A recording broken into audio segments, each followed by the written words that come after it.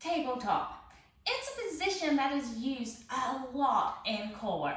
And I was asked the other day about how do you actually get into the tabletop position without damaging your core or bearing down. Because we're not often taught about how to get in, and most people I see doing any exercises from a tabletop position, which is both legs up in the air, tend to bear down and cause issues with getting their legs up. Then they fix it, and then they do their exercise from there, which is fine. But we use that tabletop position in dead bugs, toe taps. All of these are considered for many people very basic core work, but getting into it is extremely hard because you are doing a double leg lift. Basically, we're bringing both legs off the ground, which makes it very difficult. All right, so a couple of things here is you will always want your hand on your lower belly, because what tends to happen is people do a great job with the exhale, I'm engaged, I've got my one leg up, and then they go to get their second leg up and that lower belly loses it. So basically they have lost their engagement and they're bearing into that hand or pushing out into that hand. The other thing I often see is when they go into the tabletop position, their backs arch. So they bring their second leg up and their back hops off the ground because they're actually not strong enough to do any movement with that double leg. So we need, in this tabletop position, our back to be, even our lower back to be flat on the ground. So unlike when we're in this position where we just are focusing on our rib cage being flat to the ground, and our lower back will actually have a little gap.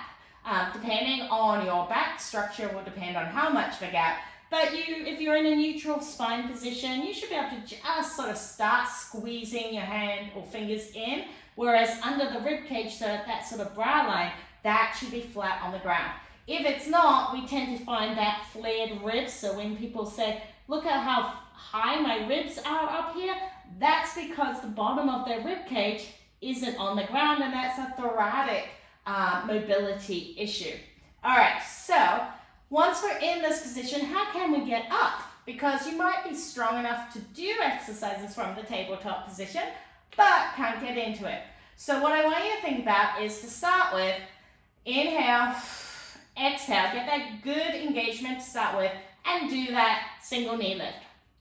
All right, from here, this is where the trouble starts. What I want you to think about doing is actually a very slight pelvic tilt. So you're going to exhale and pelvic tilt, okay? So you're pushing by exhaling and tilting that pelvis, you're pushing your lower back into the ground. So your tailbone will feel like it's just come off a little bit from the ground versus on, all right? So we've tilted slightly. Then you are going to exhale and lift. Start the exhale before you lift. Too often I see people do this, right? They lift before they actually start their exhale. So the effort, which is that first foot coming up, or the foot actually lifting off the ground, is before you've even got that engagement. Okay, so let's watch what that looks like again. We are tilting, exhaling, and bringing the other leg up. All right, couple of options for this is we can also, if you find that tilt a little hard, you can also bring your head up. So you can do a little bit of a head lift, and then again, exhale and bring it up. This is great if you have that tendency to use your back, because when you have that slight head lift, you're rounding your back muscles to put them in a suboptimal position for moving. All right, so we are bringing it in, tucking a little more,